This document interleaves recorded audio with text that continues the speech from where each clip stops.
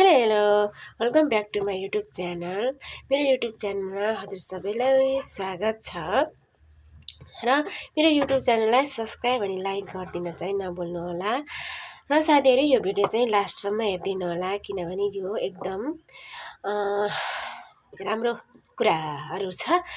तपाईँ सबैले हामीले जान्नुपर्ने भिडियो लास्टसम्म हेरेर साथ सपोर्ट दिनु होला भन्दै आज म केही कुरा राख्न गइरहेको छु साथीहरू। अहिले देशमा जति पनि यो चुनावी माहौल चलिरहेको छ त्यो चुनावी माहौलको म केही कुरा राख्न गइरहेको छु साथीहरू। यो भिडियोलाई जति पनि साथीहरूले हेर्नुहुन्छ उहाँहरूले कमेन्ट पनि छोडिदिनु होला मेरो भनाइहरू हजुरहरूलाई कस्तो लाग्छ हैन। र साथीहरू अब चाहिँ म केही कुरा भन्छु। अहिले यो जति पनि चुनावी माहौल छ नि यो भदौ 21 मा जेनजीहरूले ल्याएको आन्दोलनले गर्दा अहिले देशको मुहार फेर्ने बेला आइरहेको छ। त्यसैले सबै नेपाली जनताहरू हाम्रालाई हैन भोट राम्रालाई दिने गर्नु। हाम्रालाई दिँदा हाम्रो पिढीहरूले दुःख पाइरहेको छन्, अझै पनि दुःख पाउने छन् हाम्रालाई रोज्दा। त्यसैले हामीले हाम्रालाई हैन राम्रालाई रोजौं। राम्रालाई रोज्दा देशले मुहार अवश्य फेर्नेछ। हाम्रा अहिले जेनजीले जति पनि पीडा भोगिरहनु भएको छ, जेनजीका आमा बुवाका काख रित्तिएर पीडा भोगिरहनु भएको छ, त्यो अवस्था अबको दिनमा नआओस्। त्यसैले केपी हाम्रो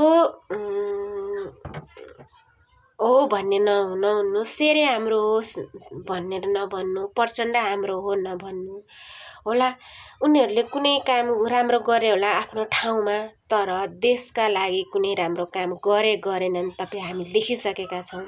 अहिले जति पनि जेनजीहरूले घाइते भएर गोली खाएर त्यो देख्नु भएन, के अरे संसद भवन अगाडि टाउकोमा गोली खाएर उहाँ त्यसरी झुन्निएको अवस्था तपाईँ हामीले देख्यो कि देखिएन।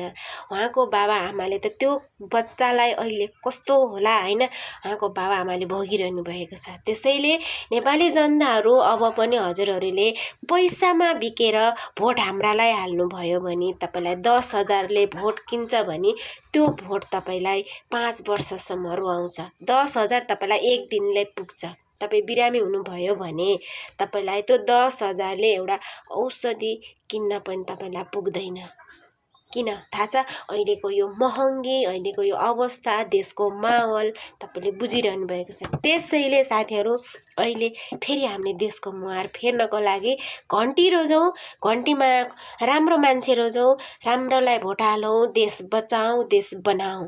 देश बचाउन र देश बनाउनको लागि अब हाम्रो पालो आइरहेको छ साथीहरू। त्यसैले यो भोट हाल्न सही ठाउँमा सदुपयोग गर्नुहोस् र सही सदुपयोगले भोलि तपाईँका पिढीहरूले राम्रो अवसर पाउनेछन् साथीहरू भन्दा पनि हामी जनताहरूले बुझ्नु पर्यो हैन।